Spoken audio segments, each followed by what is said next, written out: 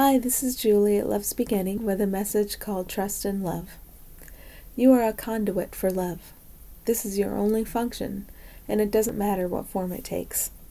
The form becomes obvious to you as you learn to settle into who you are and let inspiration guide you.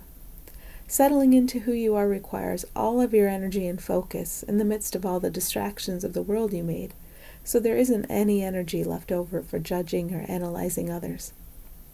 The one thing you can know about the others is that they serve you as you serve them, no matter what form they seem to take. You can leave them in peace, knowing that they are always helpful to you. Either they flush up and highlight your own resistance, or they flow along in that river of inspiration with you. Both functions are helpful. When you do not feel happy, it is because you are not allowing your function as a conduit for love. Although it seems that unhappiness is brought about because of unpleasant or unwanted conditions, that is only how it seems. This is where ego is very clever. It sends you many messages about the cause for unhappiness. Believing the ego's messages is always optional. When you begin to question them, you open the door for love to flow through your experience, correcting ego's distortions. You do not need to know what love is, decide what it isn't, or define it. Love is. It is the only thing that truly exists. All else is illusion. It is not up to you to manage or enact love, to try to be loving. There is not a separate you that manages what you are, although that is the perception right now. The managing character is an illusion. Better to know that love will find a way if you allow it, and drop all ideas of managing. There is nothing to manage. Love only needs to be allowed. You block love's expression with your judgments and analysis. The only thing you need to do is to realize the uselessness of the blocking. When you allow meaning to drain from all the apparent things of your world that you have been projecting separate and conflicting meanings upon, you open up to become a conduit for the love you are. When you do not value one thing over another thing, you can be nudged in any direction.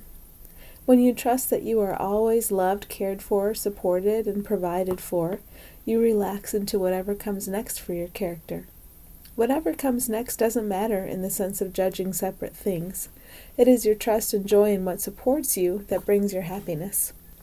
Maintain that trust on a consistent basis, and you experience happiness on a consistent basis.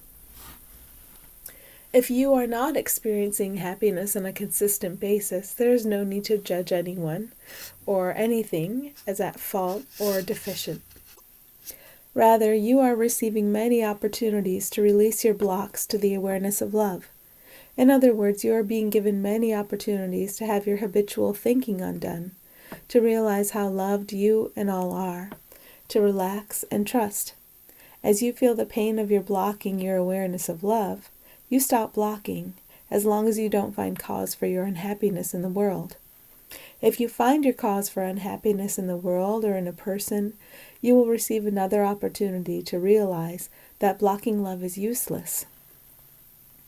Your expression in the world can't be judged, analyzed, or compared to anyone else's, but you can feel the rightness of it when you are in trust.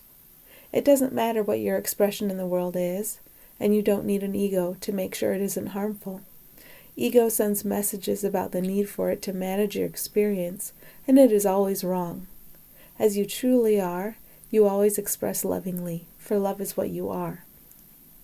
We rejoice as you see the light, and we rejoice as you allow the light to flow through you. Welcome home.